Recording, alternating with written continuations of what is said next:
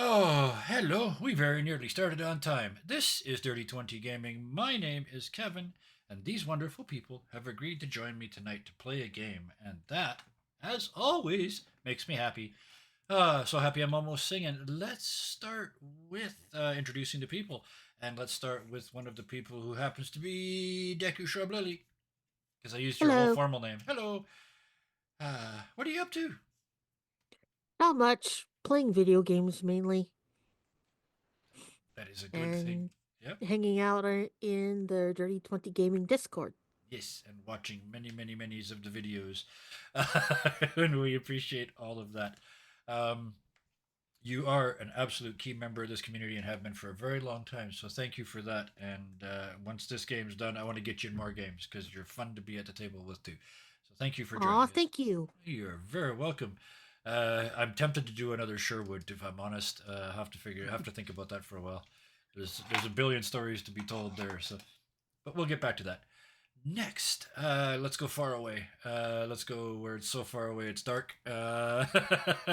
Carol, tell us about yourself. You're relatively busy. Hello, I'm Karol from Poland, nickname Brilchan, and tonight I will be playing Ben Drowned the Devilman. If anyone gets that reference, you get 5 cool points in me, and I know you like bad English dubs of anime, and they are funny sometimes. But that's today, and we will see what happens. And we got a little late because we got sidetracked talking about background lore, which probably will not be in this game, but we still have lore. Yes, And that's that. And I also play, I think it's in Friday. I get Tuesday. the days Tuesday. I Yep. get the days mixed up. I play Kraken, the Slappy Slavic Dionysus in our Cyberpunk Red game. And next week there will be no game because life happens, stuff happens. We very nearly killed one of the characters, but after an hour of crying about it, we managed to get her back. And it was a very stressful but a very fun game. So it's all worth the watch. And I also have like 3 or 4 finished series that I want to archive that I want to watch on our YouTube.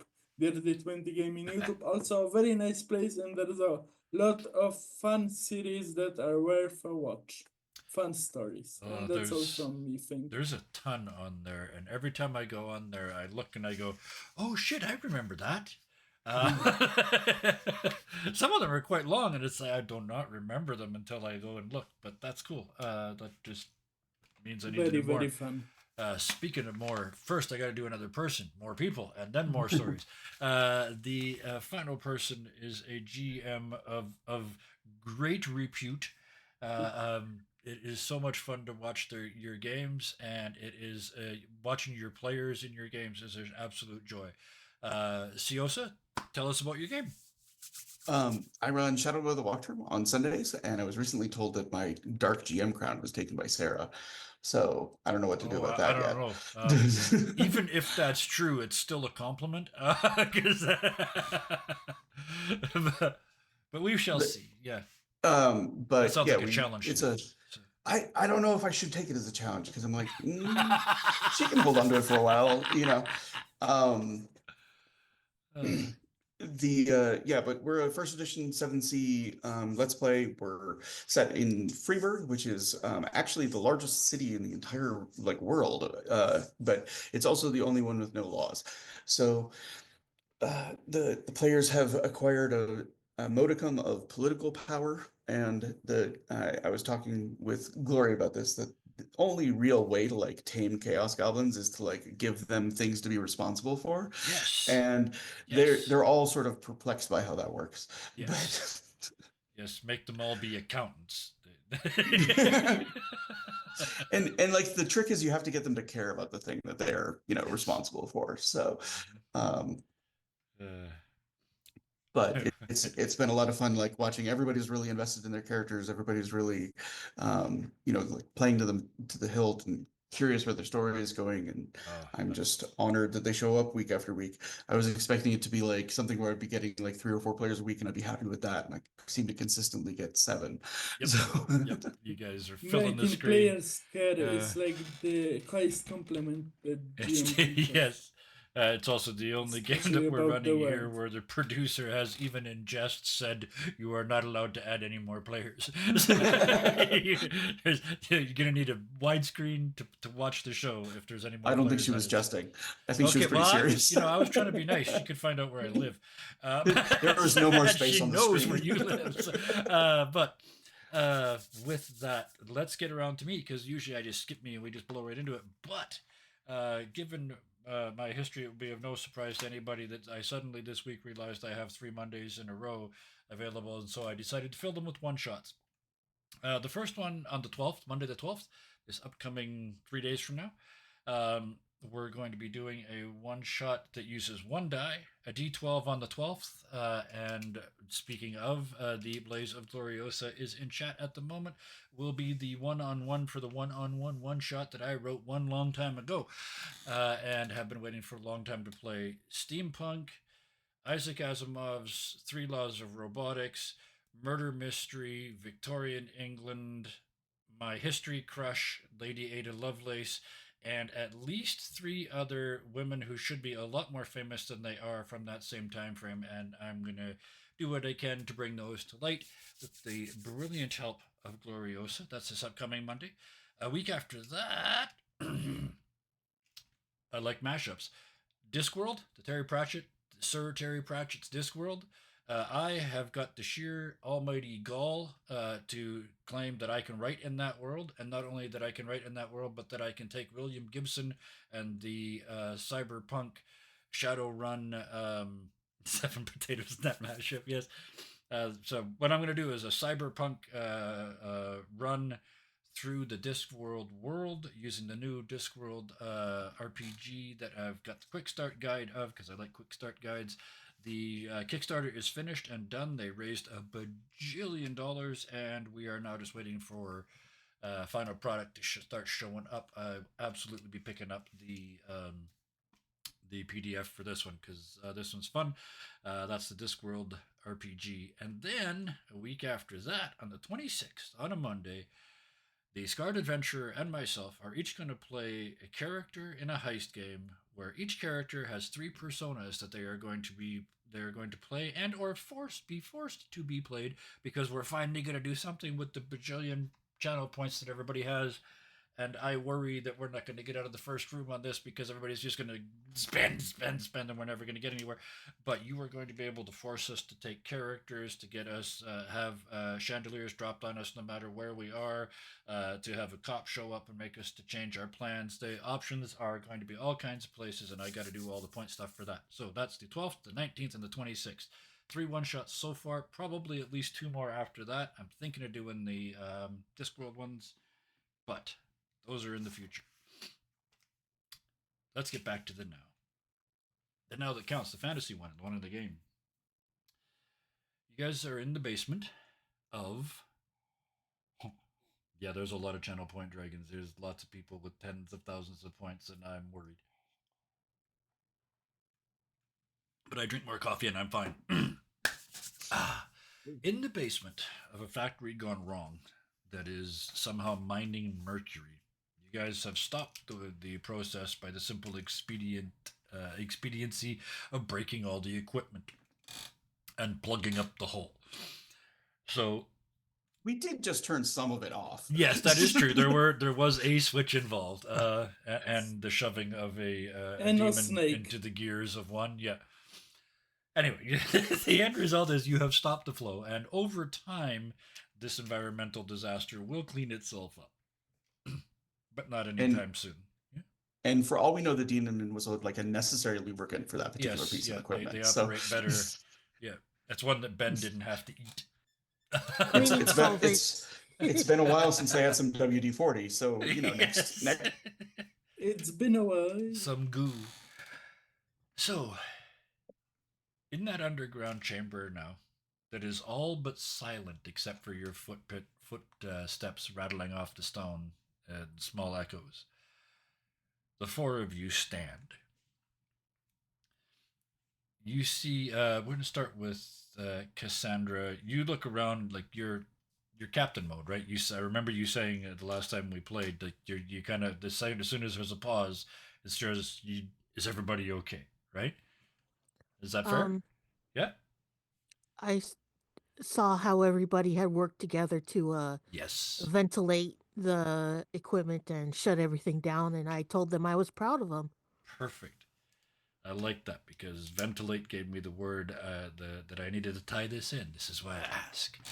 Um, Vanessa is looking out one of the little windows or vents that you opened up to air this place out, and you can see them looking out across the lake. Even though you still can't see the sun is shining off the lake. It's still hideously bright and reflective. You know there's an island out there. And Vanessa comes over to you and says, "Captain, can I speak to you?" And they sort of thumb to outside, like privately. Yep. Uh, okay then, let's talk. They walk you all the way outside and all the way upstairs into the remains of the fight scene on the main floor. So you're standing in the sun. They kind of look out over again over the lake and look back at you and say, "You know about my friend in my head, right? I do. And you know that I have to kill for them. That's part of the deal. Yes. I don't like the deal. Okay. So, Is it? What can you do about it? Is there anything I can do to help? when you can give me permission to go AWOL, Captain, before I kill again for," and she taps her head, and you can see her like she's fighting off. She's having there, it's yelling inside her head, right? Her demon is like you. You can tell, Yeah.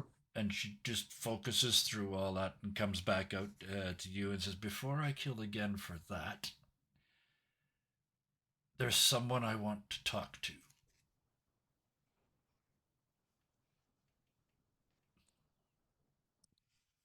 Can I go?" And do you have any guess as to when you'll come back?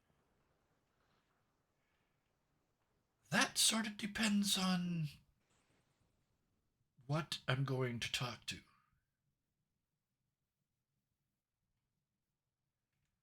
Cassandra is visibly wrestling with herself because, on the one hand, she's going to miss her friend, but on the other hand, the demon is a liability in all honesty. Mm-hmm. So if she can find some help to get rid of it, She says, "I know where you're going, and I'm kind of," and she just kind of does this with her hands, like I'm going in a different direction, "but I know where to find you." Cassandra nods. You have a point. And she She looks, just, yeah. Cassandra's shoulders just kind of slump and Mm-hmm. she sort of half tackles Vanessa with a hug Mm-hmm. and she says, "Be careful, Oh, and please."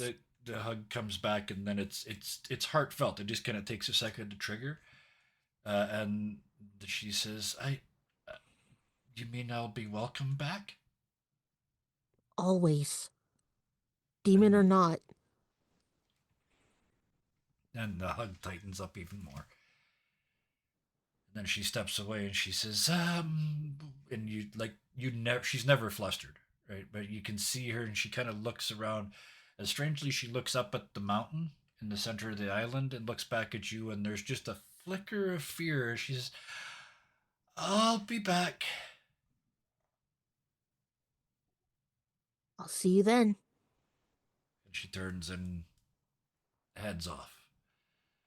Um, and for now, that's where, Anchor. yeah, yeah. I think Anchor and Ben are absolutely like watching, like heads over each other around the a bottom wall. of the But the stairs. moment Yeah. like Cassandra's turning back, he's like, nudges him and like they're doing inventory on like one of the cabinets. And Yes, Yeah. I love that Yeah. idea. Counting the He's teeth on one of the sprockets. Yeah, like 4 gears, 5 gears. Yeah. One, I love two, that play out, and that three. gives me a chance, Cassandra. Once you see Vanessa go and you turn around and go back down the stairs, you see them busy working, and they've clearly been listening. They clearly overheard.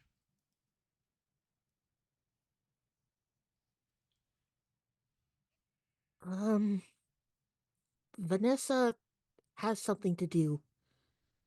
She'll be back later. I'm gonna miss her, but I believe that she will be successful. Me Anchor too. She's says, cool. Anchor says, I'm proud she told us first. Me too, honestly.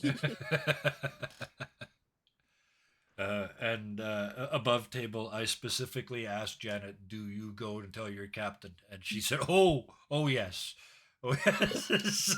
Yeah, so yes, absolutely learned their lesson. All right. Characters are learning. Uh, Hmm. yes. All right. So, the three of you in the basement, you look around as well. You said you were doing inventory, so perfect. I'll turn your gag into a way to move this forward. You have found a series of boxes. You recognize them, the material, Anchor, from your TV shows. It's called plastic, and these are sealed cases of nobody knows how to make it anymore. It's old world tech itself, but there's these sealed cases that you found sort of buried under the spare parts for this factory. Yeah. Um, and Anchor does kind of he shows it to Cassandra, and he's like, um, can we can use this in the base of pots for the garden. We can use it to seal places from weather. Says Use more useful than cloth of gold. very good. Something to take back to the ship and hide in the cargo hold in the Says, specials place. When you grab the hang on. first one to pull it, What it's heavy, it's full. It's like a packing container, and there's stuff in it.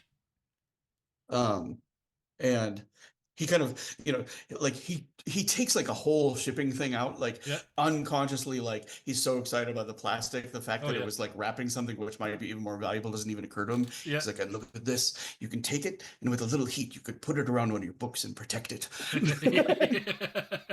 And is completely unwrapping the box in the Yeah. same time without quite like taking a look at what's on it. Fair. Yeah. Christmas Ben, came early. Ben would like caress the plastic and wow, this is interesting. I like rubber, but warm. I like it. And Cassandra? Um, This she's just saying we need to make sure this is hidden or like protected in some way. That way it's not mysteriously disappearing off the ship because one of the gyms decides he's had enough of the ship for whatever reason. Just in case. She doesn't think so, but pirates, you gotta keep that in mind. And we're the Anchor good just ones, but says, to be fair to him, Thieving Jim has returned every time with everything he took. Even so, he practically lives in the brig as it is. I think he's just more comfortable there. Yes, yes. He likes that enclosed feeling. He doesn't. He's agoraphobic. He doesn't like large open Damn. spaces. And he's a pirate on an ocean. It's not good. Oh, All right. maybe there's something in the plastic box. Oh, Mhm. Elastic. could be.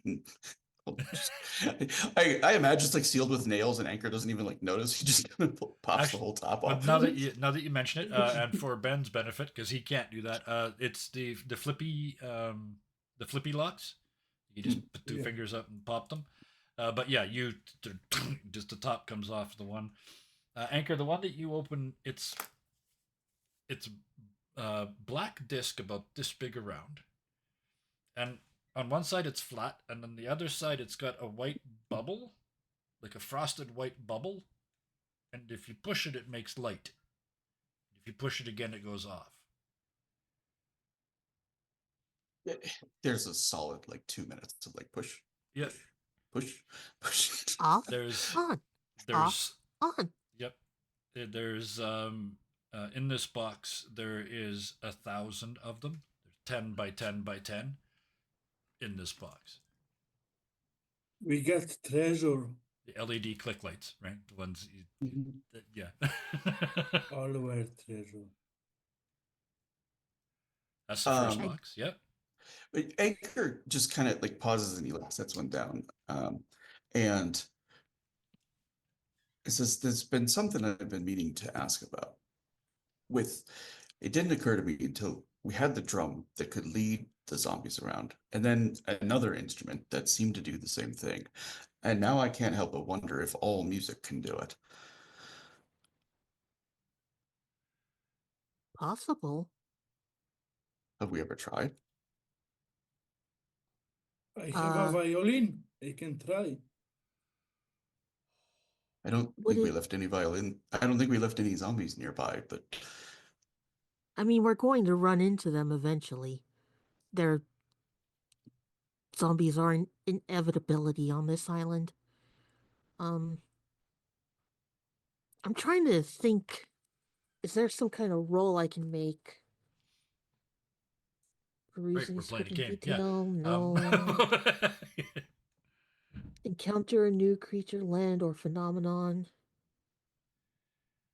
what is it you're Maybe I could looking to do do? lore keeper on this. Like, are there any stories of people playing music when they're around zombies?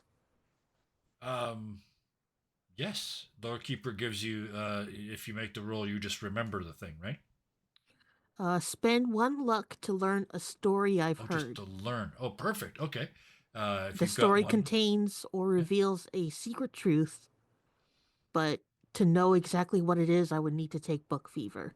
right. But just to see if there's an inkling of a story, I just spend one luck, Yep. which I do have. Perfect. Okay. Yeah, that makes sense because you'd have to go back to the ship to get to your books to really dive into the library and book fever this out, right? So, Yeah. and what was it specifically about the history that you wanted me to answer? Has there been any stories of somebody using music Music. to like Yes. Yep. delay or Mm-hmm. whatever the zombies, Yeah. Um, manipulate them in any way? there is. You do remember stories of that. They were kind of.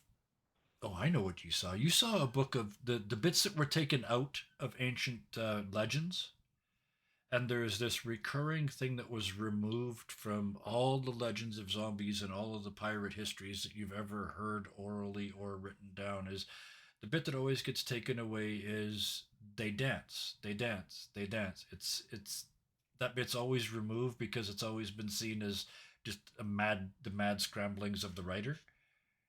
But if you put them back in the places in history where they were taken out of, you suddenly realize that they dance only when they experience music, consciously made music. So, like wind chimes isn't going to do it. It has to be there has to be intent. She will convey this to the others and look to Ben. Keep that violin ready. Ben would summon his violin from hammer space, Uh huh. take it out but wouldn't play, and say, I think it would be better if I could take one or two chickens with me.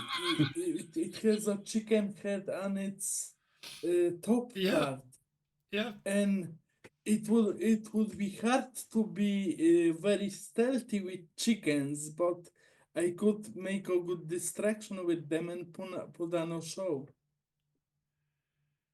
Uh, eh. I like She's adding like, this. Yeah. her mental math is not computing on any Yeah, of this. fair. Yeah, Yes.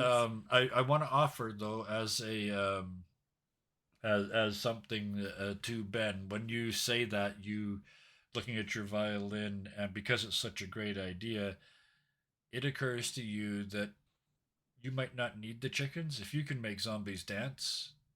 Maybe you could make the zombies do shit. Maybe the zombies can be chickens. Ben says out loud, and he's very So, happy with the idea. because now you have Anchor. set me up beautifully to for a scene where Ben is going to have to relive his entire horrible, nasty childhood to save the party. From the zombies. Anchor's just giving a very odd look to Ben at like maybe Yeah. the zombies can be chickens, and he's like, we're past eating the zombies, right? Yes, I don't know why, but for a reason, something in me says, don't eat the zombies. Mhm. That's a good voice to listen And to. I'm Listen. telling you, do not Yes. eat zombies. There you Yes, Captain's Capitan. orders. Yes. And Anchor's gonna move to some of the other boxes and start Yes. opening The second box, the one that you tear the top off of, Anchor. Oh no, you did the LED lights. Sorry. So let's give Ben one. You realize that there's just finger lifts and you lift them Yeah, and the top now that opens he's up. seen how Anchor did it, he would Yep. open. Ta-da! Another treasure for us. We will be rich beyond And our wildest dreams. you open it off up, and it's one of those foam cut things. And in it, I want to describe it first before I tell you what it is. It's a box about this big, long stick, and at the bottom of the stick it goes 90 degrees, and there's a little propeller. Wow. Cool steak. And then beside that, there's two more smaller, heavier boxes. He would very delicately take them out. And there's a place where the heavy box clicks into the other box, and there's a clamp. It looks like it's designed to clamp to the edge of something. You futz around with it for a little bit, and there's a button on the top, and you bzz, bzz, and the prop spins a couple times. Bzz, bzz, bzz, bzz, bzz. It's an electric outboard motor with rechargeable batteries.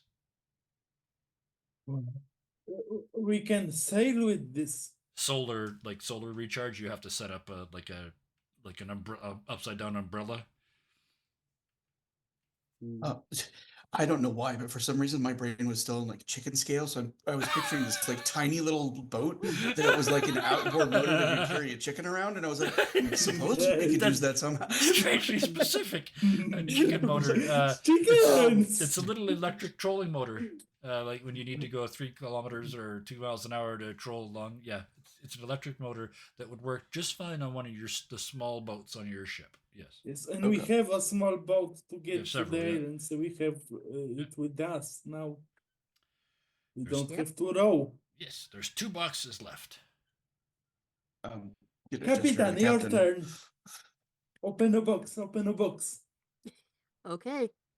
She opens a box. You open the box, and this one's foam fit too, but there's a lot of space between the things because what they are is little. They look about the size of a brick, and they've got a little antenna that sticks out of the top of them about that high, and some buttons on the side, and a rotating knob on the top. And beside each of them, there's 2 of these small, heavy things that clearly click into the bottom. With I guess. a bit of experimentation, these are walkie-talkies. There's 6 of them. There's 12 batteries, so each one of them has 2 batteries, and these batteries are not rechargeable. There's no little umbrella for them. You don't know how long they'd last.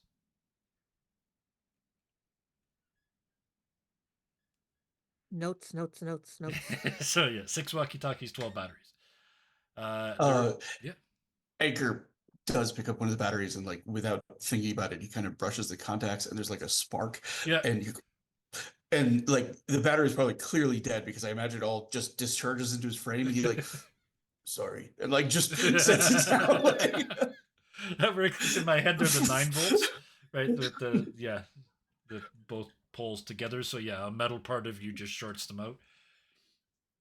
I saw somebody do a very short weld with a 9-volt battery and some creative wiring. It only That's lasted like 3 seconds, but it stuck the two pieces of metal together, so I had to pay him $5. okay, so all this is funny because like I have a degree in like applied electronics, Okay. right? So like Yeah. I know how to recharge these with like paper clips and rubber bands and shit. Yeah. But like my character Anchor wouldn't. doesn't. So Anchor wouldn't. Maybe he will see it on TV. I was gonna say you've got two channels. Who knows what you've seen, but not right at the moment. Yeah. So um yeah, radios, electric motor, and about infinite supply LED of LED lights. lights. Yeah, So we got three old there's world oh, we have more than treasures. that. We have boxes and we have foam and we have plastic, all of yes, which all Anchor good views stuff. very Yeah. much as treasures as much as anything else that they Yep. found. So, There so is one. five treasures, Oh, I there think, is one game thing terms. left. It's the same size box as the other ones, but it is so heavy that Anchor, even you can hardly pull it. I was gonna say we should save this for Vanessa, but I think we might have to open it to get it out of here. You click it, open it up, and there is wires and tubes and lenses and magnets and batteries and more lenses and a whole trunnion that it sits on and rolls around on. It looks for all the world like a cannon, except it looks like it shoots a beam of light.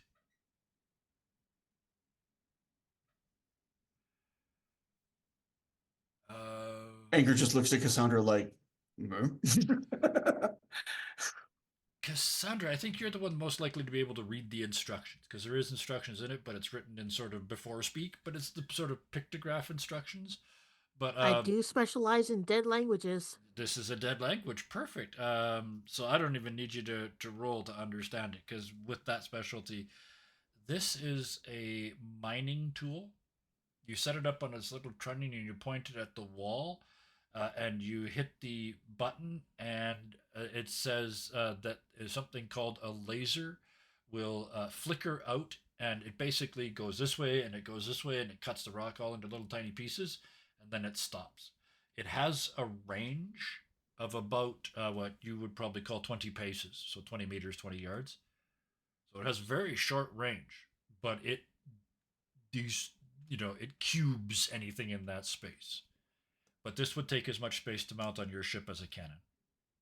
So it would and take one might of be your far more useful on an ironing island, like mining island. yeah. Land Yep. cannon, light cannon. So the other thing it tells you on there is that in its current state, in other words, without something called a generator, which you haven't found, the battery can be charged. It takes 6 hours to charge the battery, and that gives you one shot.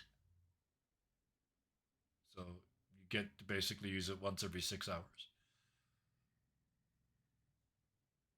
Is it charged by sunlight or what? Yeah, Because if it's this one sunlight, is we this get one is one a shot every. rollout. Yeah, this is a rollout solar panel. So yeah, So we get not 2 shots a day because yeah, we can't charge it at night. essentially yeah, yeah. You're near the equator, so you're gonna get at least 12 hours a day of light. Yeah, I can hear notes being made. But yes, that's what you get: the LED lights, That electric is motors, so radios, cool. and a laser cannon with a short range because I had to limit it Oh, somewhat. maybe we could try to power the light cannon at night with the LED lights. I don't think that would work. I don't recall these lights working that way. It needs to be the sun. Oh, okay. Should I try to make a little trolley to get the cannon out like I could It's got its own Oh, little trolley with wheels like a cannon does, oh, but okay. it's going to take uh, Anchor and some crew to pull it up out of this basement. Especially since we're dealing with stairs. Yes, yeah. So first we get the treasures back to the ship, then we go up to the mining island, or Yes, definitely taking all this treasure. Oh, I love this. Perfect. So this to get everything back to the ship, especially dragging the laser cannon back to the ship and making sure that everything is safely locked away, as Captain has the pointed TV out. engine. With And his kleptomania, doesn't get his hands on it. you just put him in the brig just Yeah. as a preventative measure. It's for Yes. your own good, Thief and Jim. Get in there. And anyway, your stuff is left on your ship where it is safe. Eventually, you guys get the cannon dragged there, and you leave in Bosun Jim in charge of mounting it, I presume, somewhere on your ship. I don't think so. Its No. range is so short. Mhm. Like, Yeah. for shipboard cannon, it doesn't make any sense. Yeah. We'd basically have to like go broadside to something and then shoot it at point blank range and take a chunk out of it. Yeah. But for the weight that we would be displacing, we could probably put multiple cannons on that side of the ship instead. Yeah. So just into storage then, for now. Yeah. Yeah. Because you got cranes and stuff, so if you need it, you can always pop it out whenever you need it and blow a hole in something and put it away, right? You just won't be immediately ready. So yeah, that works. So you get that all set up. Yeah. Captain, do you want to take the small rotary thing with us so we can ride to the island with it on a small ship, small boat? Yes. I don't want to take the Espoir into the Silver. I don't Yes. Yeah. want her hull to react to it the same way all this aluminum did. Amazing, Good call. Captain. Good call. Yeah. Uh, Anchor's doing a few things. Yeah. Like, well, there's some time before we go because I assume we're waiting for nightfall after we've set everything up, Yeah. It was right? gonna, in my head, it was gonna take until nightfall because I want to do the island reveal, right? Which can only happen Sure. after it gets dark. Yeah. Do we have some time to do some small, like they're Yes. not even like full downtime action level Yep. things. Oh yeah. Yep. One of them is for the crazy guy with the instrument. I have forgotten his name. We never got a name, I He don't doesn't think. have a name. Nobody's called him Okay. anything in ever. So yeah. He doesn't have a name. What was the name of the instrument again? That he had? Hurdy-gurdy. Hurdy-gurdy. Yes. Okay. Yeah. So what he's going to do is he's going to take like a chunk of the foam and he's going to like take a smaller bit of plastic and he's going to wrap it and then use heat to seal it to make a small pillow that's like weather resistant, right? Yeah. And then he's going to hurdy-gurdy Jim. Wave at him.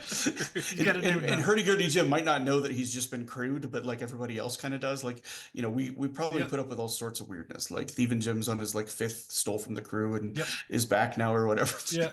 Everybody just knows when your shit's missing, go find him. Yeah. Yeah. So you make hurdy-gurdy Jim a pillow? I love it. Yeah, and he just hands it to him. He says, "Want to make sure you're comfortable in your boat." Oh, that's really nice. And he's kind of like he's trying it out, and he looks like he's maybe not used a pillow ever in a while, and he's got uh um yes, he's laying in his boat trying to find a way to be comfortable. We might be able to find you a blanket too if you're in need of it. Oh, that'd be real nice. You're kind of not a people. I don't mind you Thank you. from a distance. Um, he he I assume he's like cleared those with Cassandra. Like he's giving like kind of like minor amounts of like not even a full treasure. Yeah. But he says, I thought that your hurdy-gurdy might use some decoration. And he like hands him a couple of the lights, the LED lights. Oh yes, yeah. Mm-hmm. He says you can just stick them there and turn them on and they'll glow real bright. And he does basically the same thing that Anchor does. Like he sits there, he's got like two or three of them, and he's like click click click click click click click click click click click, and he, as you walk away, you can see him trying to figure out how to make the hurdy-gurdy make the lights flash. He's trying to figure out how to get a built-in light show out of the deal. And he kind of pauses and he says, if you figure that out, tell us, because we can make something of it. And he's just gone. He's just lost the ability to speak. Even he's off in his happy place. Yeah. Yeah, And as then- far as Cassandra is concerned, we got a lot of information out of this guy, so this can be considered payment. Yeah. And if the Very good. music thing pays out, then it's definitely a lot of information Yes. because that's a very useful way to deal with zombies. I considered him playing bagpipes, but yeah, too much range. Um, and after that, I think he's helping with the cannon and everything like that. But those are just some minor deeds within the whole.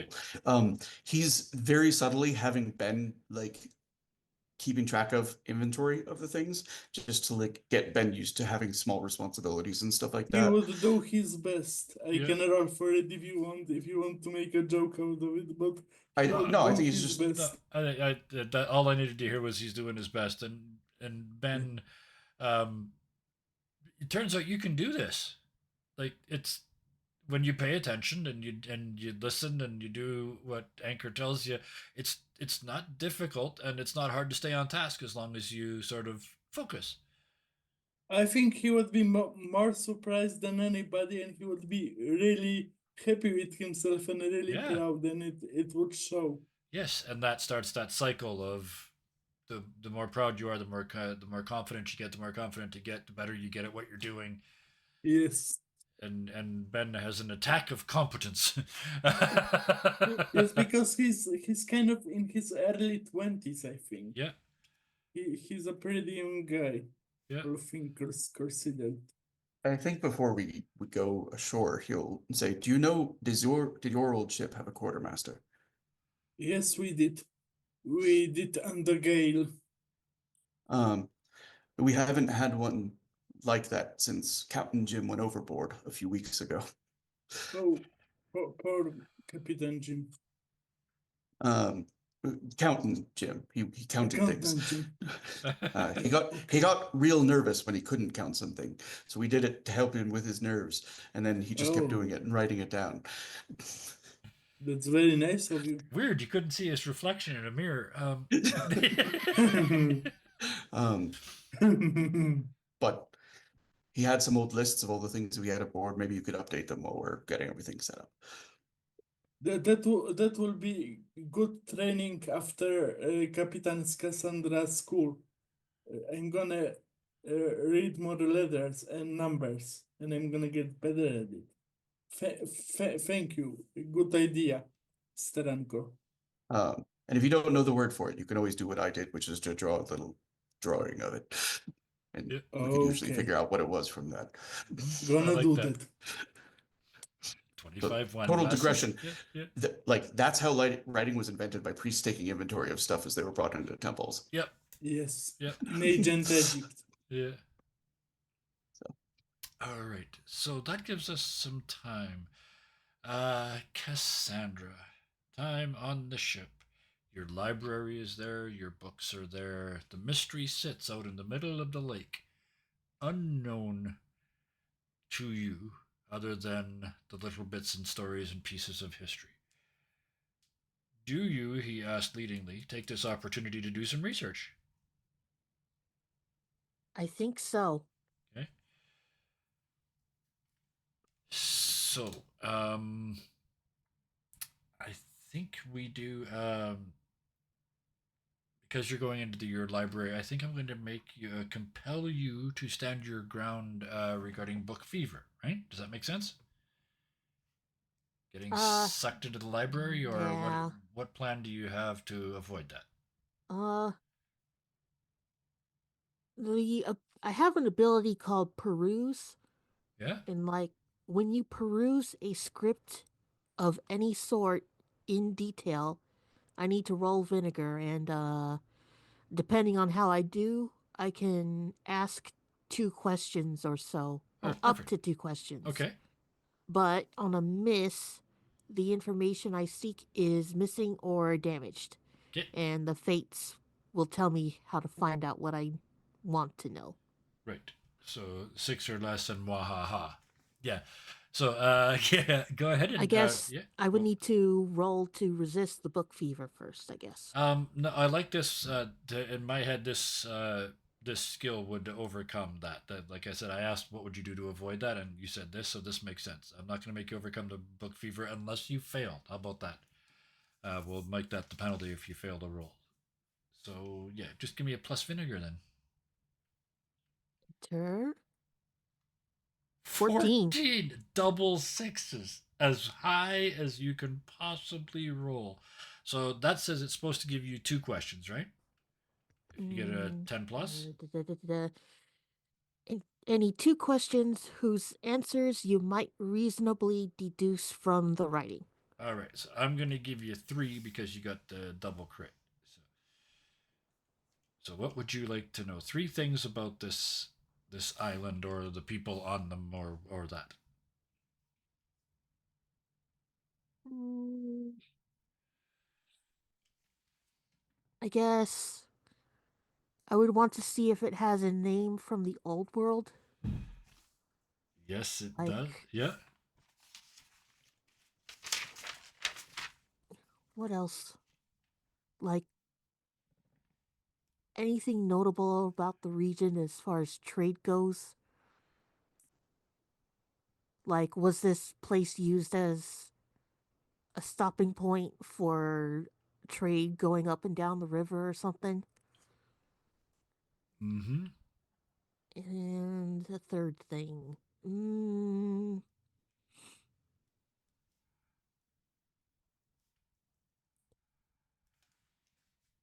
hmm.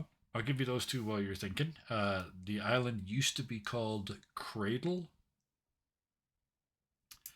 and it was part of an island-wide um, trade network that you can now track again using your skills. Um, this is what is broken down. This is what you guys have been encountering all along. Is this trade route is broken? It's fragmented, so the whole group has to sort of work together to get all the things that they make from the end to the end. It's like the Silk Road got chopped up into the Silk back alleys, and they're not Hmm. connected anymore. And then your what was your third question? I'm honestly struggling to think of one. Okay. Um, Can I suggest a question maybe? Are the locals like friendly and willing to trade, or are they more fighting types? Uh, Not like that Nelson. feels like current information, and I'm looking at old yeah. Okay. information, Yep. But like I will. old.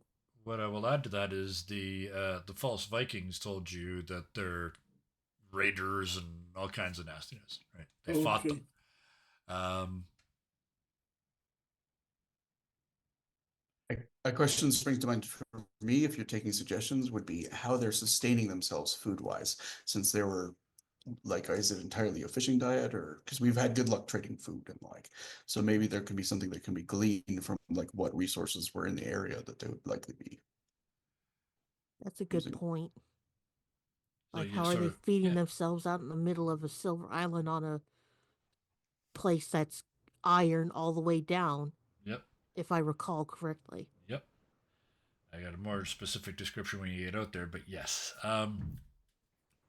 So before until relatively recently, you guys know from from your contracts with the false Vikings, they were trading for it. Iron objects and steel objects for food, even with the Vikings who didn't have very much, and certainly with anybody else. There is a history uh, of in your books of them always being food dependent on the outside and always needing some source of food. They do not feed themselves, which might explain their desperation. They're, according to the Vikings, they were raiding all the surrounding territories.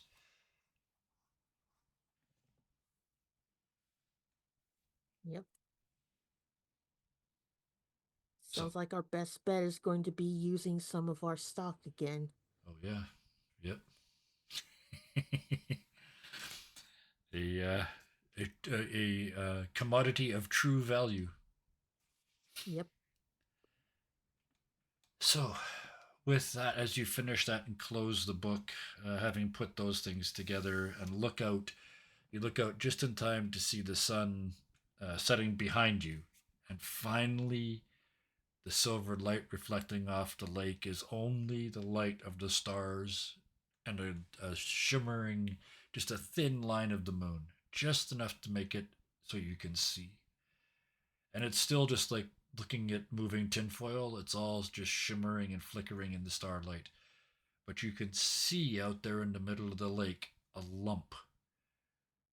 It's not just a black lump in the lake, it's shimmery and reflective itself, or at least parts of it are.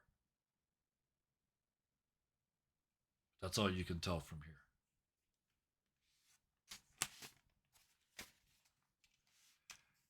Or we'll look to Cassandra and say, "Do you think a star fell out of the sky?" Mm, as romantic as that would be, I doubt it. If iron is such a rich commodity for them, they might at least clad their buildings in the stuff, if not make it completely out of iron.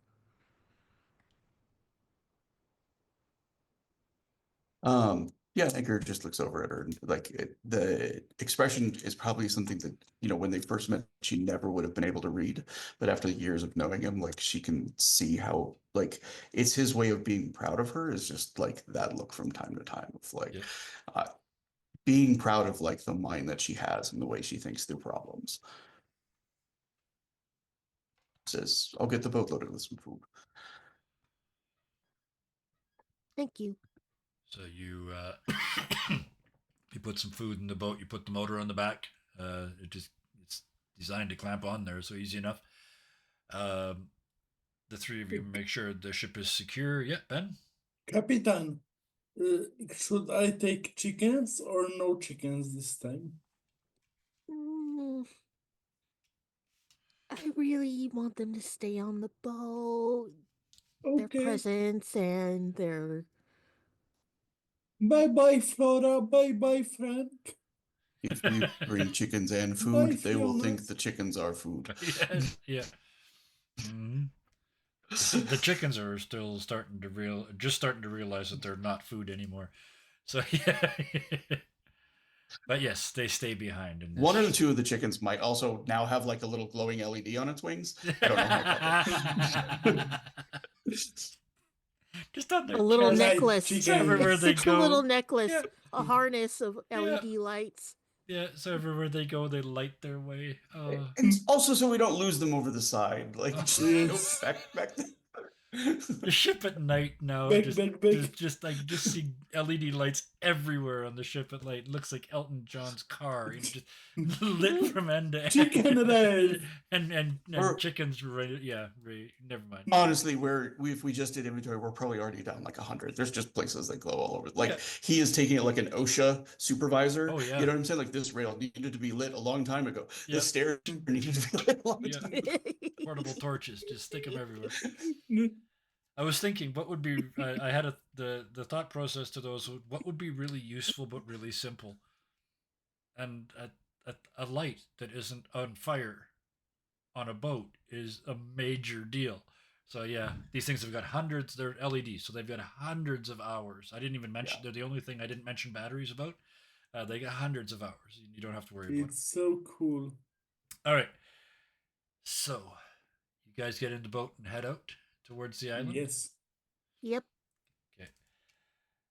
As you And get closer, you see your boat first of all rides really really high on the mercury. Like it's a much more supportive surface than the water. It's got a lot of surface tension, so it rides really high, and it's kind of weird to get it to move, but it allows and you we to are load in a using lot the of food. motor.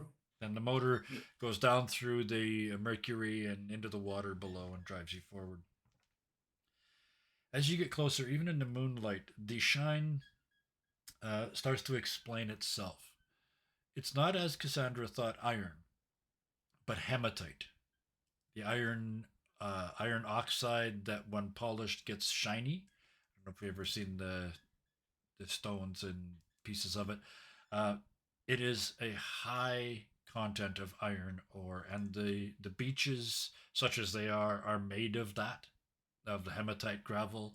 The cliffs behind them are so iron rich that you can see that they're rusting, and the red rust is running down the side almost like stationary waterfalls. It's been there a long time. There's so much iron in this rock that is sticking out of the lake that it's preventing the mercury from reacting, because iron is one of the very, very few metals that mercury doesn't and react with. So, what else you can see is that there's no obvious. There's one obvious place to land. It's not a pier or anything. It's just a gravel beach. Other than that, there's no houses, no lights, no sign of people, no sign of mining activity, anything. It's just this sort of stump of iron that comes up out of the water. Now, from where you are, you can't see the top, but it's just a flat topped stump of iron sticking up out of the lake.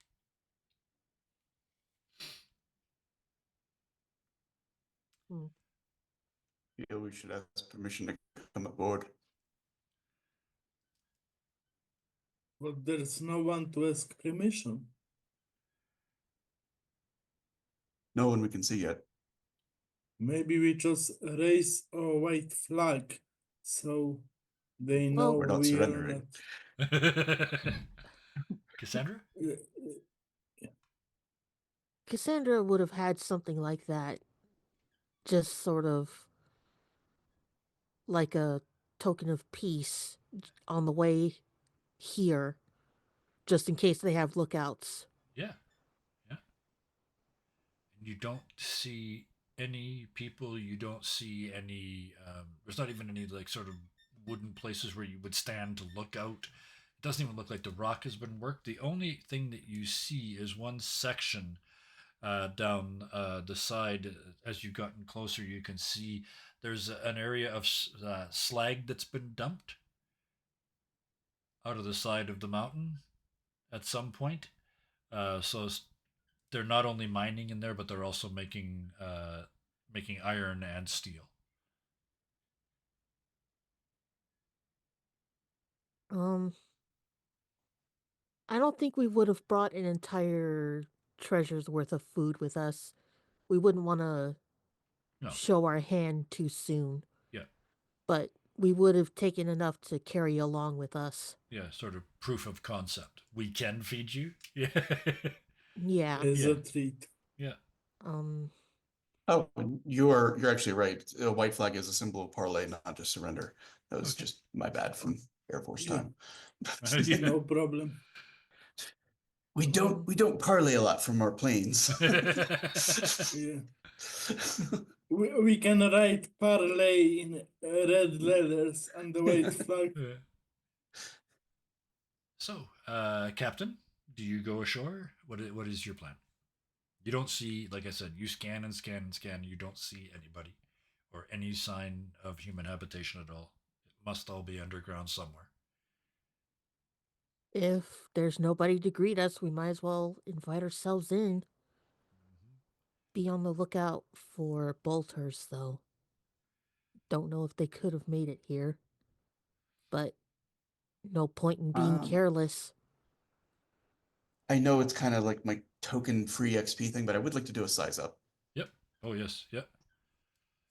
I think I would like to do one too. I'd love it. So but I want to make it so it's got a chance of success. So the boat kind of crunches up onto the gravel beach, and the mercury waves sort of help push it ashore. So it's well and truly down. You tie it off to a rock nearby, and start to look around. So everybody give me a Vinegar, right? size up.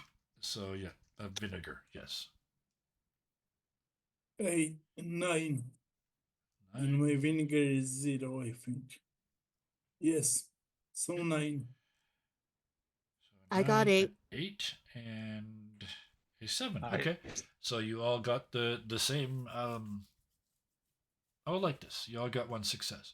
So as you're sort of poking around and perusing at the edge of the gravel beach, Anchor, you find drag marks where one stone is dragged across another, and you notice that a couple of these stones look like they might be not movable, but you could move them. And at the same time, Ben, you find a couple little pools of the quicksilver, the mercury, up on the rocks where they wouldn't be unless somebody had, been there recently with a boat. Then it's not you. And Cassandra, you find nearby a simple little uh, metal square that's got used to have white paint on it, and it used to have a number on it. It's either a 1 or a 7. And there's a little hole at the top. Looks like it hangs on a nail. Hmm.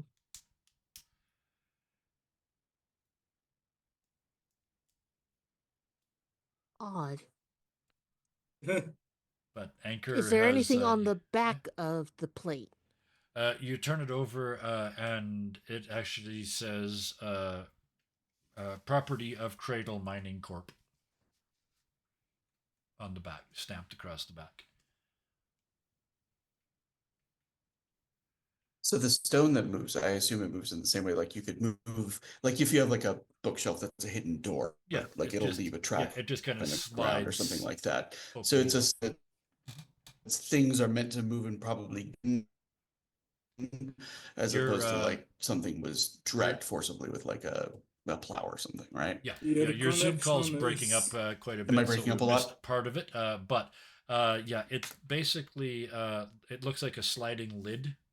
Like if you were to push this straight back, it would expose probably the space. It looks like probably just a staircase size opening going down.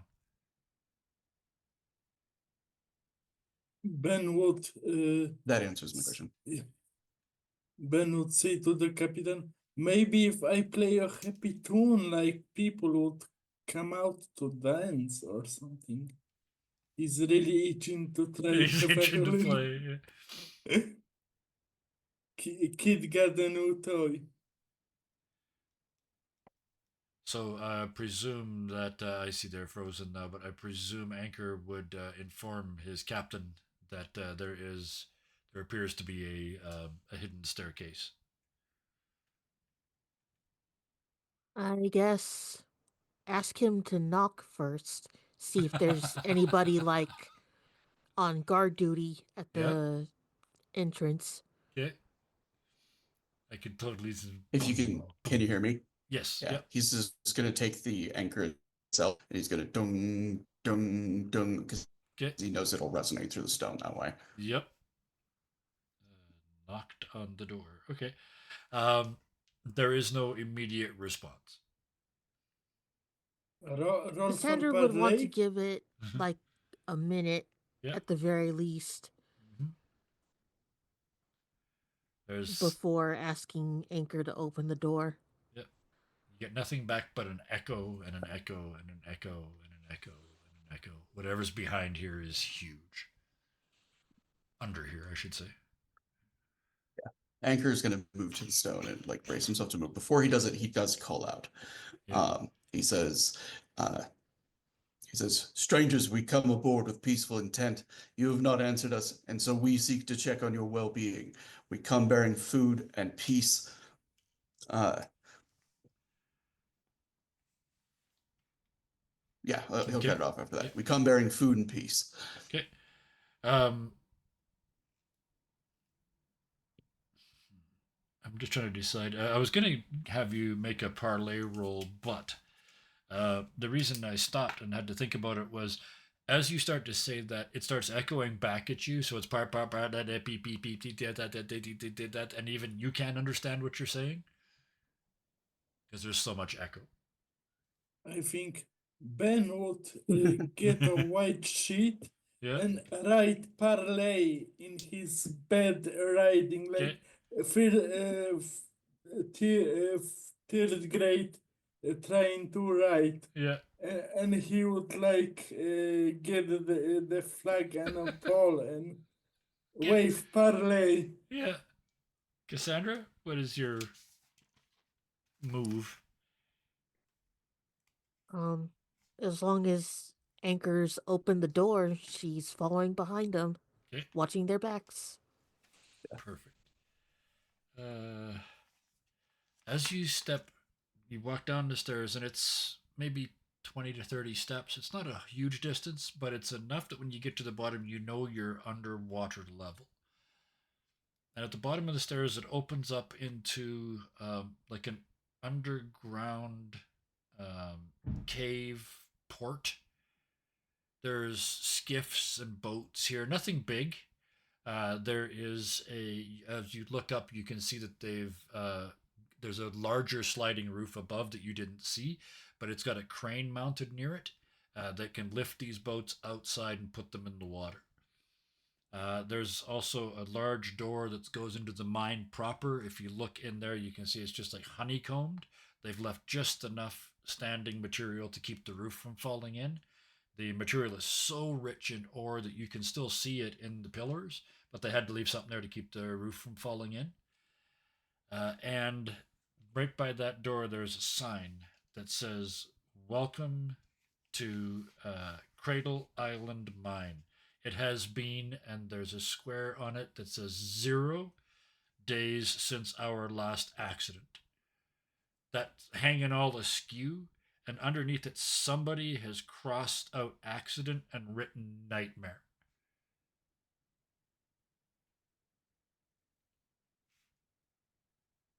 Fury.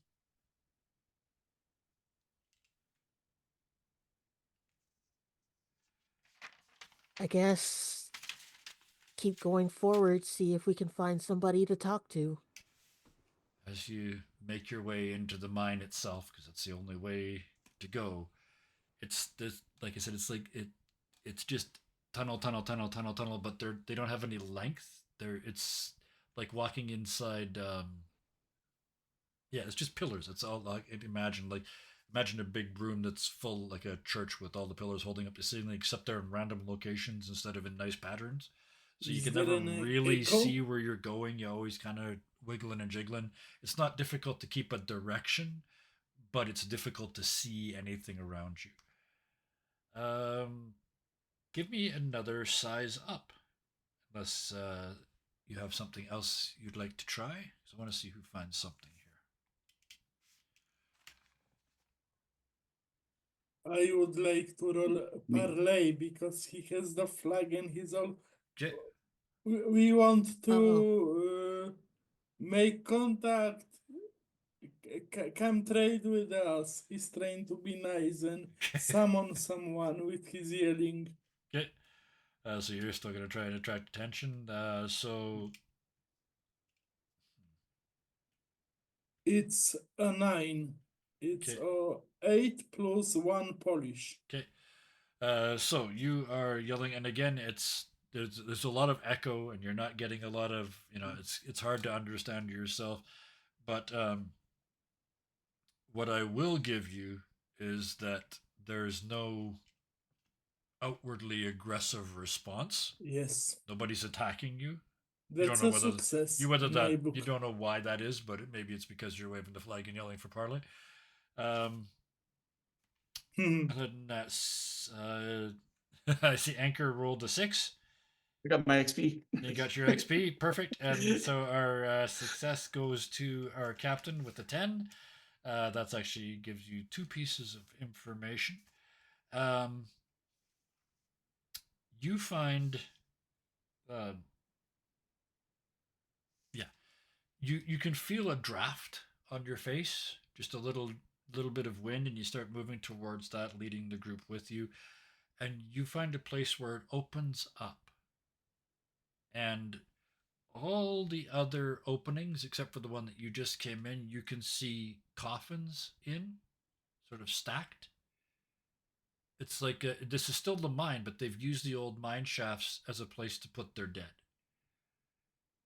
And the draft is coming up from a hole in the ground, which is the vertical shaft of this mine, and it's got 2 components. There's a spiral walkway, like a stairway cut into the rock that goes all the way down. And then in the center, hanging over it, there's a huge metal tripod with a crane and a metal rope. I'm going to call it that rather than a cable because you guys wouldn't have seen it. But it's a rope made out of metal instead of hemp or whatever other fibers. And it comes up over this big metal wheel and back down into the darkness. Looking over the edge, you can see it goes, you can see at least 40 meters, so 40, 45 yards down. And you can see a second level and a third level that look similar to this.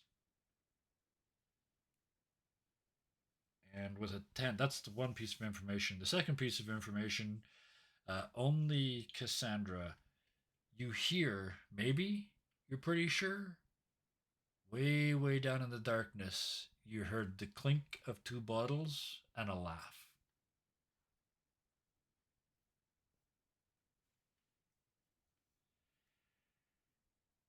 Hello?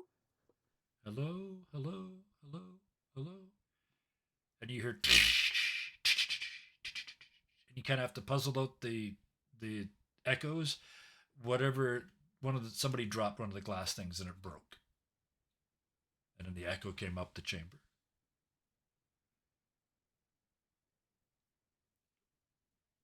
Ben, yeah, Hearing the because I think only Cassandra heard the battles and laughing. yeah, The dropped battle. I think it would be heard by all of us, sure, okay. or not. So Ben would get scared that they are getting ready to fight. We got to show them that we are friendly. He would summon his violin and start playing the fiddle. He would start playing Cat and I Joe I wanna, on I his wanna, fiddle. I wanna say that's your Yes. intent, Cassandra Yep. and Anchor. I want to give you a chance to They can respond to stop him him snapping the anytime. violin out and getting ready to go with the bow. Oh, no, no, no, no. That's gonna echo too badly. We need we need clarity, not He confusion. stops. Yeah, Capitan said no, he stops. yeah. Anger's just very intently studying like the coffins and trying to calculate like how many generations must be here, how many dead. Um, it's incredibly like sobering for him. Um,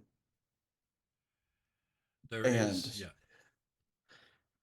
um, he says, "He- I'm worried all that's going to be left here is madness." Me The too. yeah. But Go ahead. if Mad Sven is anything to go by, even madness deserves to live. We could fertile so much ground and get so much bone meal to make bread with all those coffins. We are not grinding up the corpses. Let the There's. dead rest. You said you did the math. There's more than 30 years of dead here. He's not good at mad. No, Yeah. but yeah, it doesn't take much to figure it out. There's a lot of bodies here. There's either a very high death count, or they've been here. Like this has been an insular society since before even the 30 years ago events. Since So before. one of the things that is sort of like woven into the fabric of like the mythology of the world, as far as I understand it, is that the sea is the metaphor for death. And Yes. that when bodies are cast into the sea, their souls are like returned to the cycle and everything like that.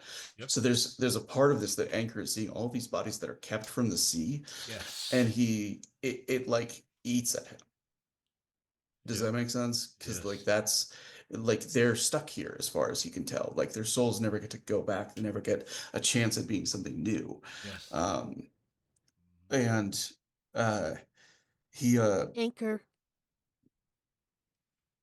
these are not people of the sea. We don't know their their rituals for how they pay their respects. he says, I know that.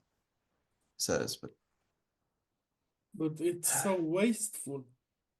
There's so many uses for bodies. says, for me it means this mountain is full of souls.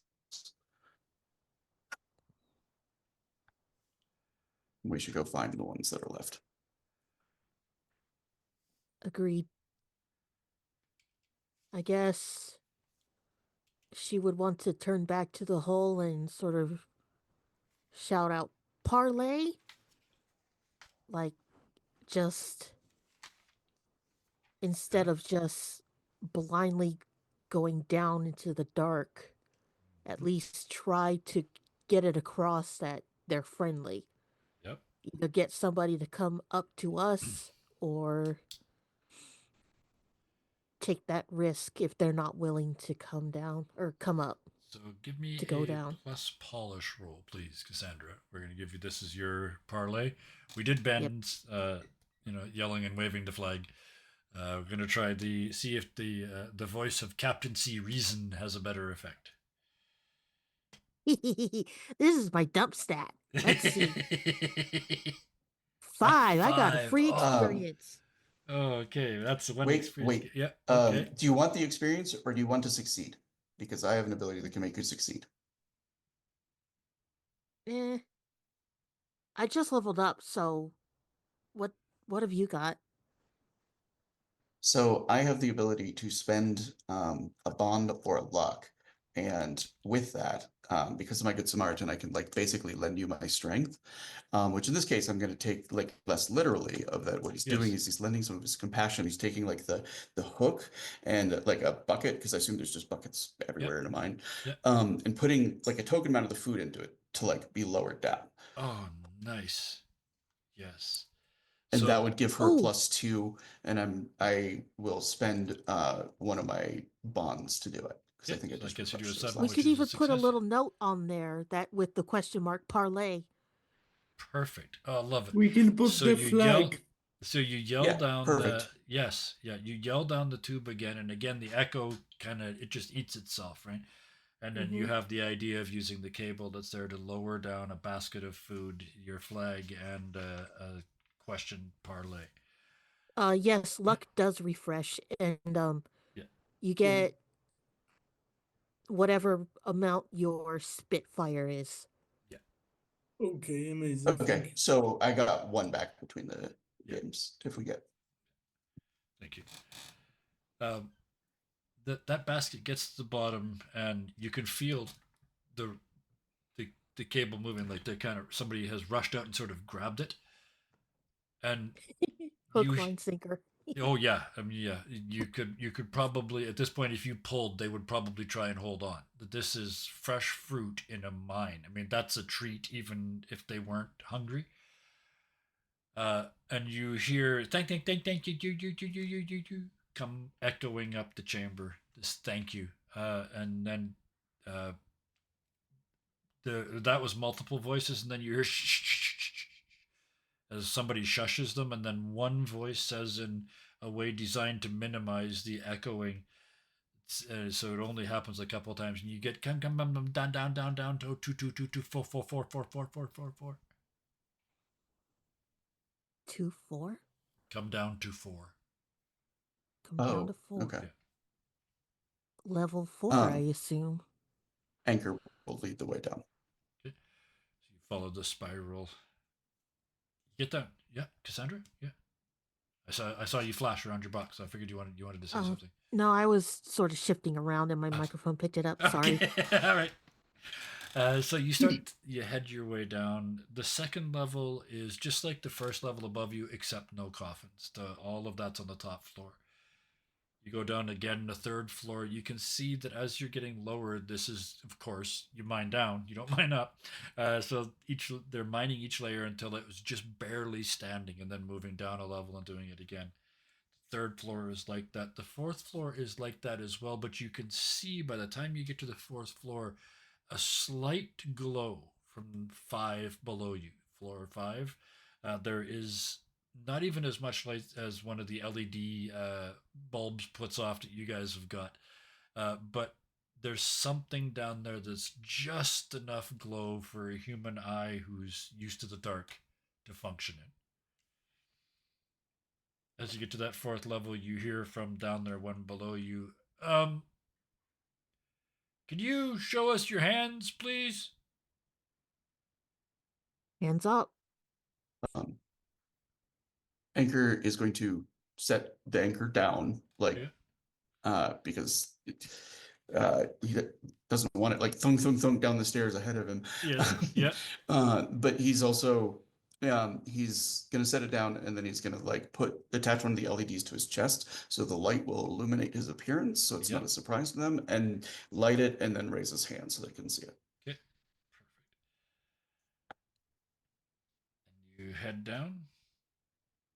Yep. As you do, as you get down that last, you have to go all the way around, and it's a quiet, long walk because you're walking into who knows what. And you get down to that bottom floor, and you can see that the glow here was caused by bioluminescent mushrooms. Because the light that you're carrying with you sort of hits the walls, you can see them start to like glow up, like a glow in the dark thing recharging from the photons that you're carrying with you. And ahead of you, you hear again. This area is all mine laden, just like the floors above, except that here there's blankets covering entrances, and you can hear people moving around. They're living in this part of the abandoned mine, and you can see that the ramp goes down one more floor below you to what would be the sixth layer underground. And at the bottom of that, you can see picks and shovels and other things. They're not working right now, but that's the mining level, is one level below where they're living. But you hear out of the darkness ahead of you, you're not Vikings except maybe that one. Can he stay up there? He's You with me. I he's I'll is he's not one of the Jarl's men, if that matters at all. it does. Um you'll vouch for that? Under the parlay flag that you're Yes. carrying? Yes. Oh shit. Um okay. Um I'm not even gonna talk about the other one. I'm just gonna talk mostly to you, the one in the hat. Very well. Anchor My just name like is bows his head and like steps back enough that like Yep. Cassandra's still under his protection, but he's clearly deferring to her. Yep. Ben follows Anchor's Yep. So lead and does a thumbs up yeah. that he So doesn't want Cassandra, to talk to to have him. this conversation, you got to sort of stand on the edge of the ramp and look down into the, because you guys are still at 4 and they're on 5, right? mm-hmm. Um, and you see out of that one of those tunnels, you see a shape step forth, and it's a different voice. And this one says, "Well, where are you from then, dear?" Um I am Captain Cassandra Pendleton of the Espoir, and we come from beyond the ocean. Oh, um, well, ignore the idiot husband of mine and come down then. We've never had pirates here before. Come down, come down. That's what you are, right, pirates? The good Yes, sort, we right? are. Yes, Well, yes, I didn't we've think the bad come. ones would feed us. Speaking of food, that was lovely, thank you. I don't mean to be crass before I've even introduced myself, but have you got enough for about 12 people? I would say so. Yes. Oh, well, yes, come down. We'll get that later. Do come down and talk. Come down and talk, please, please. And they sort of wave you down and do that thing where they assume you're coming. They just turn their back and walk into the hallway. Sandra bid or signals the guys to follow her. Mm-hmm. And you walk that final lap down, and you can, like I said, you can see the blankets and stuff from above. But when you get down here, it smells like people. There's a very bland vegetable broth sort of smell going. Somebody's making soup out of not much nearby. Um, you can smell that stale beer smell because everybody drinks beer, um, Safer than the water. and people. The smell of people that have been together in a small space for a long time. Familiar. Mm-hmm. Yeah. like a ship but underground. Yep. We at Less least have salty. the wind to carry the scent away. Yes, that is true. Yeah, all I got to hear is convection. It's just the heat takes it up the tube. Uh, but as you get down to that level, Or even with just Spartans those, would not have survived a lifetime down here. as Sorry. as you get down to this level, Go on. you start to see other people. There is only apparently a couple of handfuls of them, and it doesn't look like they're getting much mining done recently. They are bone rack thin. Everywhere you look, there are things, piles of axe heads, row upon row of hoes, like the metal part at the end of a hoe, scythe upon scythe upon scythe. They're using the hollowed out parts of the mine to store these things, and yet you can still smell over all the other smells the sounds and smell of or sorry, just the smell right now of a forge of hot stone, hot metal. Somehow, with all of this around, they're still making stuff that nobody needs. It almost looks like a ritual, like they're doing it to comfort themselves, Gives them something to do besides going mad. besides starving. Speaking of which, you see the basket that you drop down. It is empty, empty, empty. And in fact, there's one guy that's sort of working at a bit of the side of the basket that's got some like fruit juice on it. It's like he's trying to snap off that piece of wicker so he can eat it. Um, Cassandra would reach into the bag she has and sort of tap the guy on the shoulder and offer him another piece of fruit. Try this instead. And he takes it. The first thing he does is very carefully puts it on the table and takes out a knife and cuts it into like 6 pieces and walks around and hands it to 5 other people, then takes the smallest piece for himself and kind of just tucks it in front of his teeth and like he's milking it, right? He's just making the Right, flavor last as long as he can. right. Um, the Anchor late looks at Cassandra and he says, "These people were not raiders, they were desperate." I love that. and every time we tried to leave, they tried to kill us. Who? The Jarl's men? Yes, they had. It was a. It wasn't enough they didn't want our things anymore. I understand that, but when we tried to go elsewhere, they chased us back to the lake. You can't fight on an empty stomach. We had to run. Not anymore. They under new management.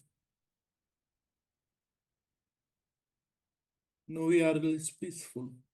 Do they have food? They don't, but we've managed to get them to make up with the farmers downstream. So the food should be coming back up very soon. A trade route? Yes. And it's said like somebody, like it's almost like a religious tone of voice. Someone who needs, and they just sort of gesture at all the metalwork around them. Yes. And also hints to maybe uh, help them put fruit on the fields. Like you could go out and maybe get some fresh air. The weather will clean up. He stopped the factory. And there's, you see that register, but it kind of doesn't register because that's a long term thing. That's they're still more interested in food trade route right now.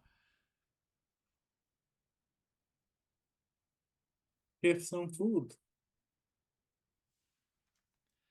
Yes, we brought some as a gesture of goodwill. And it's only at this point that you hear rustling sort of in the on the other side, like all the way around the other side of the chamber, and a woman comes out on that side too, dressed in what some of you maybe would recognize. It's a black and white outfit, complete with a wimple and the whole regalia. And speaking of a word that Anchor used earlier, clearly not of sound mind. Shrieking, they burst out, and again, this echoes, and it's hard to understand because it's so loud, out of control anyway. But it's echoing up and down the chamber above you. As we won't leave, leave, leave, leave. We can't leave, leave, leave. The dead must stay, stay, stay. We keep them dry, dry, dry, dry, dry.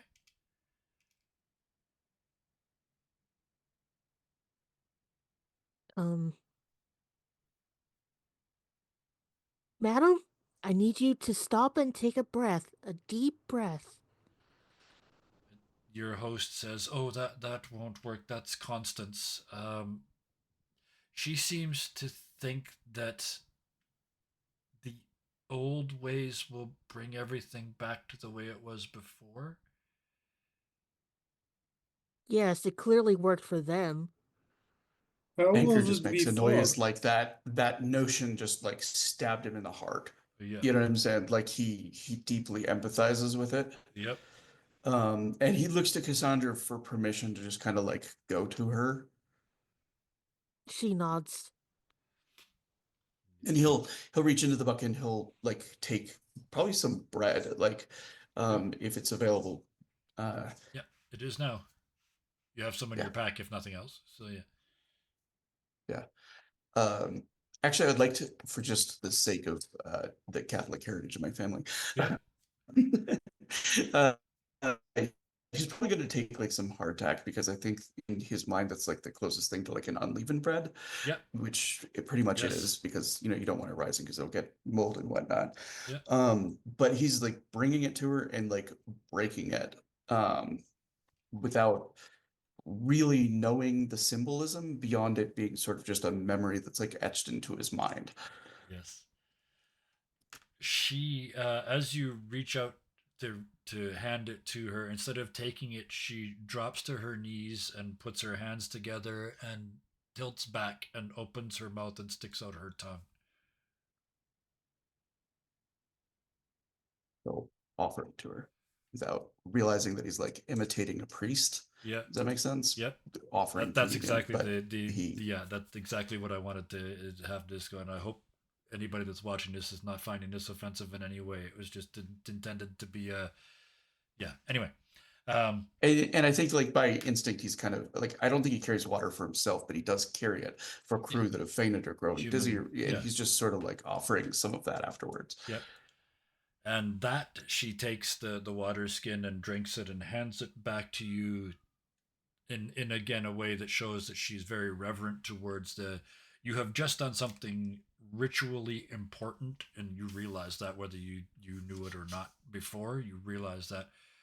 And then she stands and looks at you. It's still way up. I mean, she's a human, you're not, you're much bigger. And she looks up at you and she says, "The construct understands. We stay." And she puts her hand on your chest. He puts his hand over hers and he says, "A soul and a body are two different things."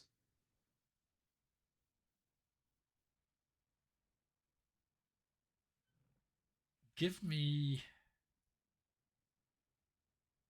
No, we don't need a roll for this. She starts to engage you in half remembered, half made up uh, conversation about the before religions, and they're all confuted and confuzzled together. And whether you would know that or not is, besides the fact. But she is clear. Here's the word I'm looking for. She is confiding in you. All of her fears and her terrors, and she thinks Confessing. somehow she has to. They have to stay here. It's important to the dead upstairs. Is the key element. Um, he says, "It is kind of you to want to tend them." He says, "But look at me, look into my eyes." And he knows he doesn't have them. Yes. He says, and tell me if you see a soul within this construct. I see a living being. Is that enough? Says those bodies are empty. But if we leave, the lake will take them. It only doesn't flood because we tend the pumps. The pumps can be tended. He says the dead can be given to the sea.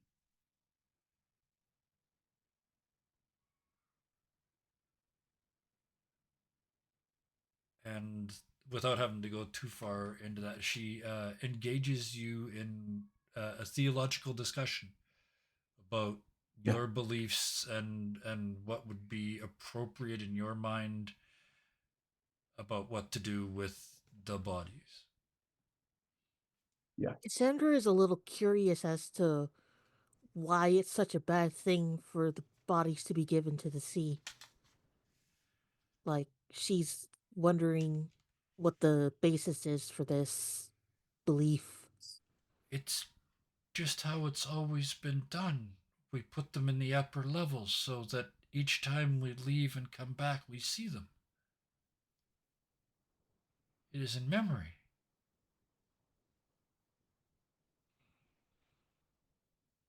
You can Says it make is important to tales have those memories.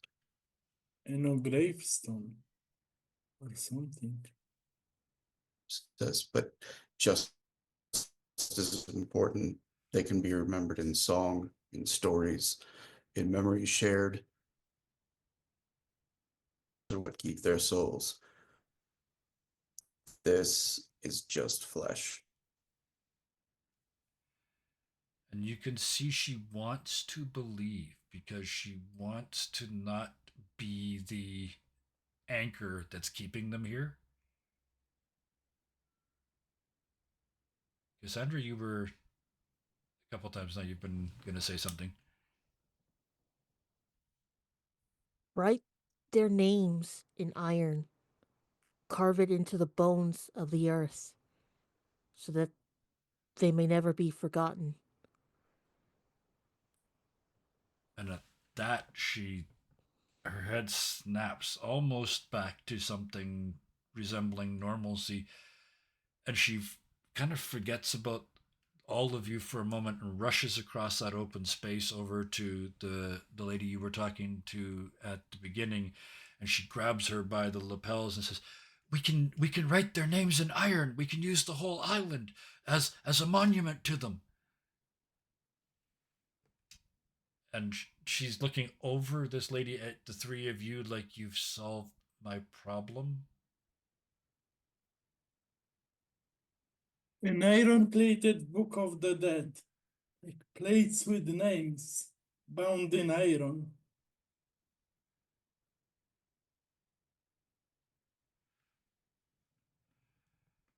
And there's a murmuring amongst the group. With a group of only, you said they're all now here, there's only 12 of them. This is not a sustainable community. If they stay down here, they're done. Even if you feed them, they're not a big enough community to survive. There's more than enough stuff in here that you could take their stock and, you know, help them ship it else, at least up to the surface. You could move them out of this hole so they don't have to pump the water, so that they don't have to stay here, so that they can go and live someplace where they can feed themselves. But if they want to keep the mine open, and if everybody else wants to keep the mine open, they will have to come here to keep the pumps running. They will have to, it will be a workplace rather than a living place. Uh, it would technically still protect their dead in the way that you're talking about, but the mine would still be open. And as far as they can tell, there are level upon level upon levels left of iron in this pillar. I mean, if the only thing keeping them down here were their beliefs and the Jarl's men, there's no reason for them to stay down here. It can be a workplace, just let them come up and touch grass once in a while. Jesus. Yes, exactly. Yeah. Yes. And Anchor will look to Cassandra and be like, "Can we invite them to discuss their future under the moon?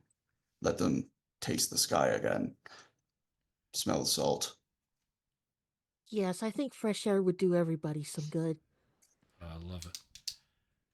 And so the whole troop, led by you and brought up, the tail brought up by Sister Constance Betterment, the person who Vanessa was supposed to kill. Yep, I remember. Bringing up the rear, and you walk. You have to stop several times because they're so weak from the lack of food and you know just they're just weak, and you have to stop multiple times on the way up the ramp. Ben would shoulder some of them, You guys help help them them walk. absolutely. It's like those the slash cut scenes in comic books where every one of them is Yep. one of you helping one of them or catching them when they stumble, or Anchor carrying three of them in his arms like firewood. Yeah, You know what? All those the bang that's bang bang the shots. idea. Cassandra giving speeches and helping people up the stairs, and just everybody doing their thing. Yeah. Once we get up to the level with the coffins, Mhm. Cassandra would want to pause momentarily and take her hat off to them and like do a short bow and a few seconds of silence before moving on. The sister approves. Ben would kiss his lips and touch the ground. Mhm. No gesture of And respect to the And dead. as each one of them steps forward, they each take their turn to do something, some show of respect, some obeisance to the dead. And then one at a time, you and they step out of the darkness and into the moonlight. It's still only moonlight, but now you're in the middle of the lake. It's like standing on a shield boss in the middle of a silver mirror. The Above you in the sky, the Milky Way, all the stars. There's no light pollution. You can see it all in all its amazing three-dimensional glory. There's a couple of meteorites flash, flash, flash, flash across the sky as you look up. The people it's almost like they're afraid to come up at the start, and then once they're up, they're walking around carefully looking up like it's all just too big. And then one by one by one by one, they just sit down and stare across the lake at the shoreline because in the dark you can see it. And you hear Sister Constance say what they all must be thinking, which was, most of us have never been there.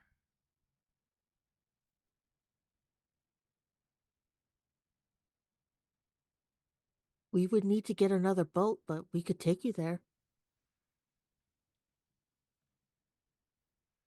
The world is changing for the better. We are helping it change.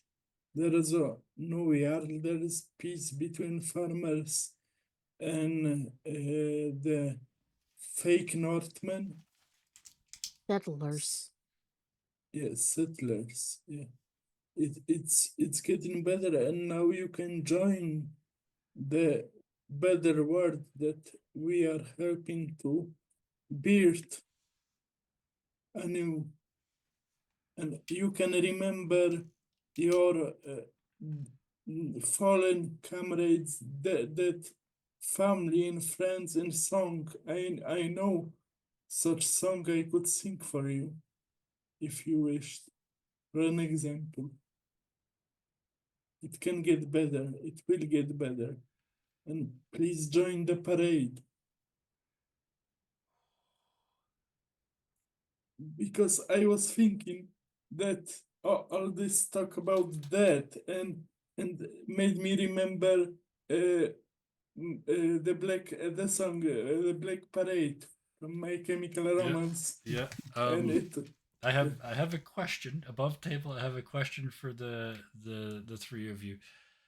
I presume first a question for Ben. I presume you're planning on playing the violin for them. Yes, Okay. that would be the idea. Like Okay. he wants to show them an Yep. example of a memory of the dead. Okay. Then the question is, would the three of you like to do that scene now or start next week with it? I'm good with doing it now, but Okay. if people have time constraints, I respect that. Oh no, we're still 15 minutes out. I just wanted to know whether this scene wanted to happen now or next week. I think That, now, okay. because Yeah, I I would think like Timing to wise, do yeah. it now. Okay. I think next week we would want to start heading out to the city. Perfect. Yes. So And uh, just like the moon and the silver lake, it's like you romantic and and you yeah. think it into existence. Your gold and silver violin appears in your Yeah, he hand. would take his bow, do a little flash of green energy, green Yeah. fire, and start to play on the silver string with the golden bow. And you just touch the first note. And Anchor and Cassandra and the people are just. I'll tell the two of you. It's beautiful. It is. I mean, violin is a stunning instrument anyway. It's often said it's the only instrument that sounds like a human voice. And you can imagine it out in the middle of this lake with not a bit of vegetation to absorb the sound. It's all just going to echo off the rocks. And it's stunning. In that first split second of the note, you can feel the people relax into the beauty of it. Even the sister, becomes is blessed by the moment. Everybody except Ben. Um, You can see, Ben, out your eyes. You can see the joy, the magic that that single note has brought to these people. But at the same time, the demon in your head has turned on a camera projector of the truth, the horrible, horrible childhood that you went through, the breakages of trust, the the damage, all of it that we're not going to go into comes pouring Fighting into for your skull. survival, all this Just the every pain and horrible scared. Yeah. thing that you can imagine, and it lays itself over top of the past that you remembered, the sweetness and the lightness, and you know that that's a lie. You know that this is the truth. And the thing is, when Ben starts playing, he cannot stop. It's in the contract. And like all the tale from My Chemical Romance about the dead father and the Black Parade Yeah. and helping for a better life after death. He's singing the words and he puts all his pain, like tears start streaming from his eyes, and while his voice is beautiful because it's also Yes. part of the pact that he's now an artist, Yes. all the pain and heartbreak like fits into that song and gives it even deeper meaning, deeper feeling. It's very painful but kind of cathartic, like Yes. through arts. He's giving voice to the pain. And you see, Ben, that even in their exhaustion, they start to come together and they start to dance. And the initial lady that you spoke to when you first came downstairs comes up to Cassandra and says, "Shall we?" And she holds out a hand to dance with you. She accepts the hand. And Sister Constance Betterment approaches, anchors away, and sort of looks down and looks up and says, "Might I be?" And she kind of grins because she knows she's making a joke. "Forgiven for asking you for a dance?" Um, he says, "There's nothing to forgive in all sobriety." Yep. Um, Don't forgive me if I'm rusty. And so we back away the shot, anchor the giant construct, the epitome of the age in which you live, dancing with a woman dressed from a dead time. Cassandra dancing with a leader, another leader, a person, probably the only person in this whole place that is your equals, the only one who understands the pressure that you go through every second of every day. And Ben, you see them, all of them, enraptured. You're playing beautifully. Your voice has never been this good, and yet this far behind the eyes. Just Ben is trapped in a room of pain in his own making.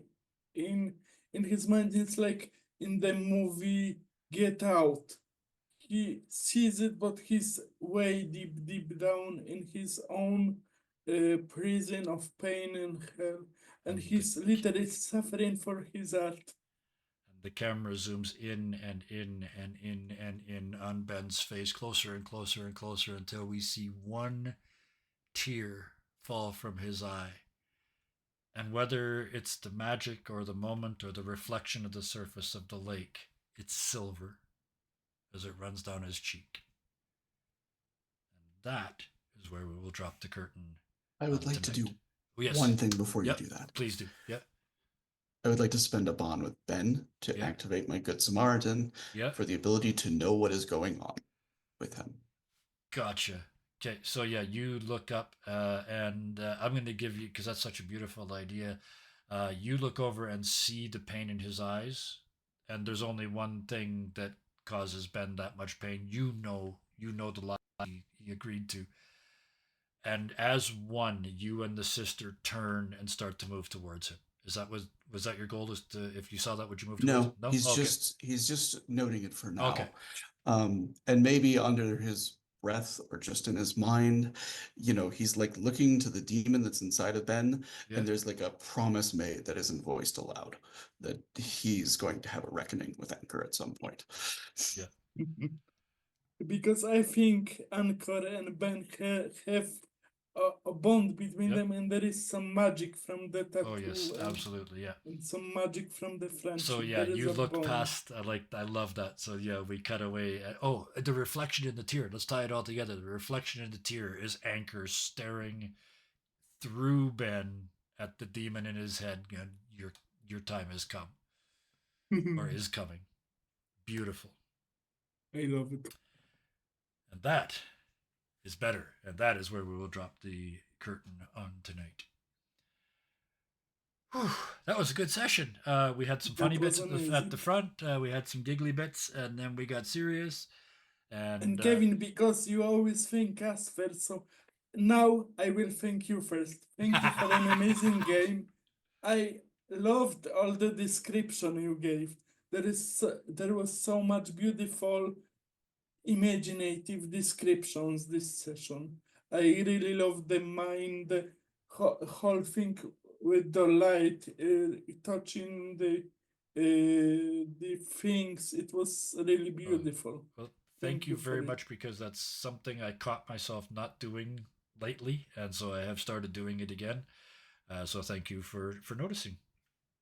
And yeah, it is something. I'll take the compliment, chat, because I keep telling people to take the compliment. I'll take it from you too. Yeah, I'm good at descriptions, and play to your strengths. You'll be getting a lot more of them. So, Yeah. But with that, Hooray. let's thank the people, because the descriptions are just pictures until we put humans in them, and the characters, and those are you guys. Cassandra, sorry, Deku. I love that Cassandra is sliding into the job. It's automatic now. It's not stressful. It's not, I'm not qualified. It's just do the job. Do the job. I got this. I'm good at this. Right? I love that. The hat fits now, and I just absolutely love this character arc. It is absolutely perfect timing. So thank you for that. Ben, even just tonight, went from doing the right thing because he's scared of being keelhauled to doing the right thing because people need the right thing done for them and they need it more than he does. Yes, he's That starting he to see what kept Cass. playing at the end of the show, right? The pain hit. Yes. And instead of being Ben and going, I'm going to stop because this hurts Ben, he realized that the benefit that he had was greater than the pain he felt. He had a Spock moment.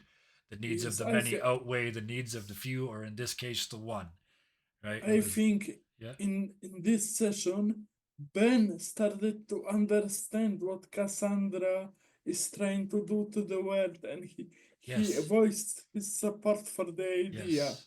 Yeah. and tried to help. I'm very happy with the growth that Ben Yep. has. He's starting to believe not only for himself to have a nice cushy existence, Yep. but he's starting to believe in the ship's mission. Yes.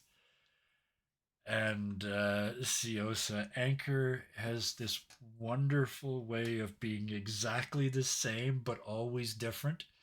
He's always supportive, but it's always in a different way to a different person. It's like he's juggling all the crew, all the cast, and all the NPCs at any given moment, and it's just like, give me another one, give me another one, I got this, give me another one, give me another one. I love the idea of the Grand Protector.